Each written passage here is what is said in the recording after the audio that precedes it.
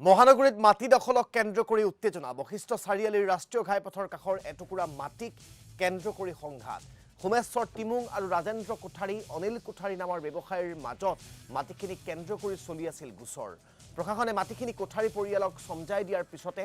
সৃষ্টি হয় উত্তপ্ত পৰিস্থিতিৰ ঘটনা সন্দৰ্ভত বশিষ্ঠ আৰক্ষী থানাত গোচৰ দিবলৈ উপস্থিত একাংশ ব্যৱসায়ী আৰু এই সন্দৰ্ভতে সবিশেষ জানিবৰ বাবে আমাৰ সাংবাদিক ৰূপম দলৈৰ কাষলৈ আমি পোনপটীয়াকৈ গৈছো ৰূপম দলৈ এই ভূমি বিবাদক কেন্দ্ৰ কৰি যি উত্তপ্ত পৰিস্থিতিৰ সৃষ্টি হৈছে বশিষ্ঠ চাৰিআলিত সেই সন্দৰ্ভত আপোনাৰ সবিশেষ জানিব বিচাৰি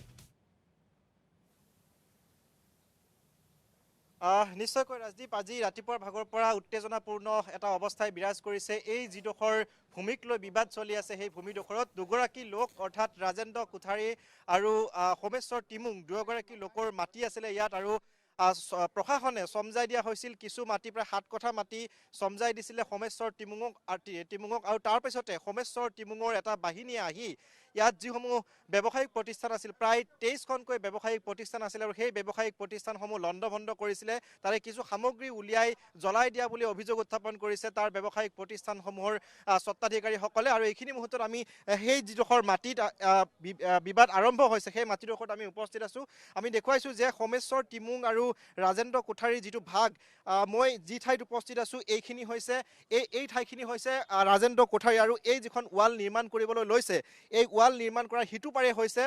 সোমেশ্বৰ টিমুঙৰ মাটি আৰু প্ৰশাসনে ইতিমধ্যে সোমেশ্বৰ টিমুঙক সেই যিটো অংশ সেই অংশটো তেওঁক সমজাই দিছিল আৰু তাৰ পাছত নিশাৰ ভিতৰতে এটা দল আহি ইয়াত উদ্ভণ্ডালি চলোৱাৰ যিটো অভিযোগ সেই অভিযোগ উত্থাপন হৈছে ইয়াৰ সন্মুখত যিসমূহ ব্যৱসায়িক প্ৰতিষ্ঠান আছিল সেই প্ৰতিষ্ঠানসমূহ আমি দেখুৱাম ভিডিঅ' জাৰ্নেলিষ্ট অৱনী বেজবৰুৱাই দেখুৱাব সেই ব্যৱসায়িক প্ৰতিষ্ঠানসমূহ প্ৰায় 23খনকৈ ইয়াত ব্যৱসায়িক প্ৰতিষ্ঠান আছিল আৰু সেই প্ৰতিষ্ঠানসমূহ লণ্ডভণ্ড কৰাৰ অভিযোগ উত্থাপন হৈছে আমি ভিজুৱেলো কিছু দেখুৱাম কিছু দূৰৈত দেখিবলৈ পোৱা গৈছে যিসমূহ এখন টায়াৰৰ দোকান আছিল আৰু সেই টায়াৰৰ দোকানখনৰ কিছু অংশ কিছু সামগ্ৰী এইখিনি মুহূৰ্তত ইয়াত এই ধৰণে পেলাই থোৱা হৈছে আৰু তেওঁলোকে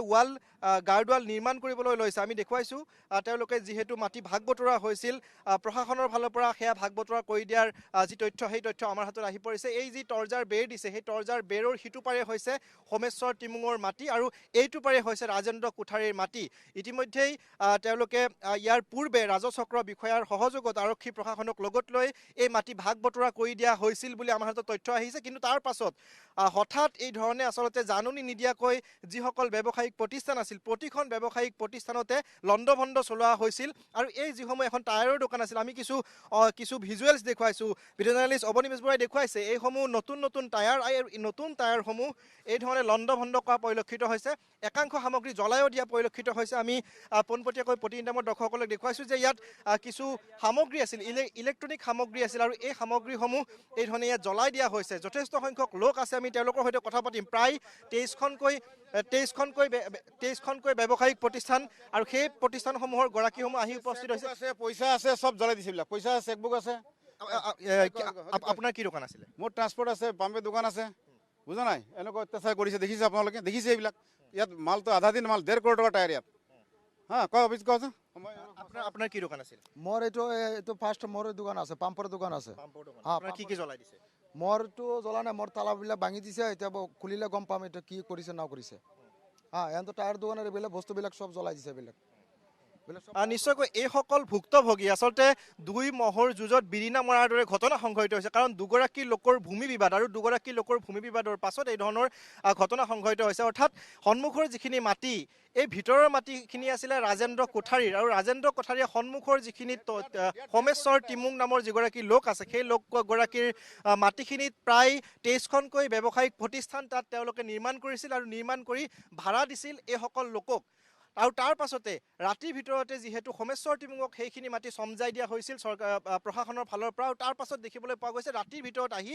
তেওঁলোকৰ দোকানসমূহ এই ধৰণে লণ্ডভণ্ড কৰা হৈছে গতিকে ইয়াৰ পাছত যিহেতু ভূমি বিবাদক লৈ বিভিন্ন প্ৰশ্ন উত্থাপন হৈ আহিছে বা ভূমি কেলেংকাৰী বিভিন্ন সংঘটিত হৈ আছে গুৱাহাটী মহানগৰীৰ প্ৰতিটো ৰাজচক্ৰ বিষয়া তাৰ পাছতে যিহেতু মুখ্যমন্ত্ৰীও সক্ৰিয় হৈছিল এতিয়া লক্ষণীয় হ'ব এই ধৰণৰ আচলতে উদ্ভণ্ডালি কেনেধৰণে আৰক্ষীয়ে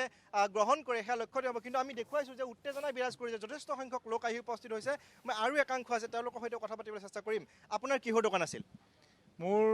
ট্ৰান্সপৰ্ট কোম্পানী আছে মই ইয়াৰ পৰা ট্ৰান্সপৰ্টিং কৰোঁ বস্তুবিলাক বয় বস্তু আহে যায় কিছুমান মোৰ আছে কণ্টেক্ট তেনেকুৱা মালপত্ৰ পঠাই থাকোঁ মই বাহিৰত। আপোনাৰ বস্তুটো জ্বলাই দিছে নেকি? মোৰ তেনেকুৱা একো জ্বলোৱা নাই। মোৰ এই আমাৰ নিয়েৰ বাৰবিলাকহে CCTV ফুটেজবিলাক জ্বলিছে আৰু টায়াৰবিলাক এনেকৈ বাহিৰত দলিয়াই দিছে। এতিয়া কোনে দলিয়াইছে কি কৰিছে আমি নাজানো। আমিতো ইয়াত বহুত বছৰৰ পৰাই ভাড়াতীয়া হিচাপে আছোঁ। আপোনাৰ কিমান বছৰৰ পৰা আছিল? মোৰ ইয়াত প্ৰায় 30 বছৰেই হ'ল আৰু মোতকৈও পুৰণা বহুত আছে, 40 বছৰীয়া আছে, 42 বছৰীয়া আছে, ঠিক তেনেদৰে বহুত ইয়াত ভাড়াতীয়া আছে। আৰু আমি ভাড়া লৈছিলোঁ মালচল মতিলাল কোঠাৰীৰ পৰা। তেখেতক আমি এডভান্স দিছোঁ। আমি আমাৰ ব্যৱসায় প্ৰতিষ্ঠানৰ কাৰণে এডভান্স লৈছে, মাহে মাহে আমাৰ পৰা ভাড়া লৈ আছে প্ৰত্যেক মাহৰ। আমি কোনোদিন ভাড়াৰ একো মানে দেৰি কৰা নাই, ঠিক এনেধৰণে মই ভাড়াপত্ৰ দি আছোঁ। কিন্তু ইমানখিনি ঘটনা যে হৈছে আমি এইটো নাজানো, বা বেলেগৰ মাটি তেখেতে দখল কৰি মালচল মতিলাল কোঠাৰী বা তেওঁবিলাকৰ উপৰিপুৰুষে দখল কৰি মাটি দখল কৰি থৈছিলে বুলি আমি